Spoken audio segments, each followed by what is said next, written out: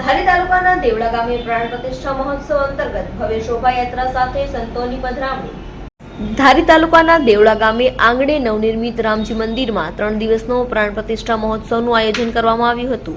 પ્રાણ પ્રતિષ્ઠા મહોત્સવ અંતર્ગત ભવ્ય શોભાયાત્રા સાથે સંતો સત્તાધારથી વિજય બાપુ નાગદરાથી નીરુ ભગત ગોરા બાપુની પધરામણી સાથે ધારાસભ્ય જેવી કાકડિયા, અમરેલી જિલ્લા ભાજપ પ્રમુખ અતુલભાઈ કાનાણી, ખીચા સરપંચ જીતુભાઈ બુહા પધાર્યા હતા।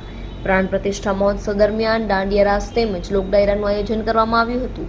રુદ્ર જીવદયા ગ્રુપ દ્વારા માટે ગાયો માટે લીલો ચારો, કૂતરા માટે લાડવા અને કીડીયું માટે કીડિયારું સેવા કરવામાં આવે છે।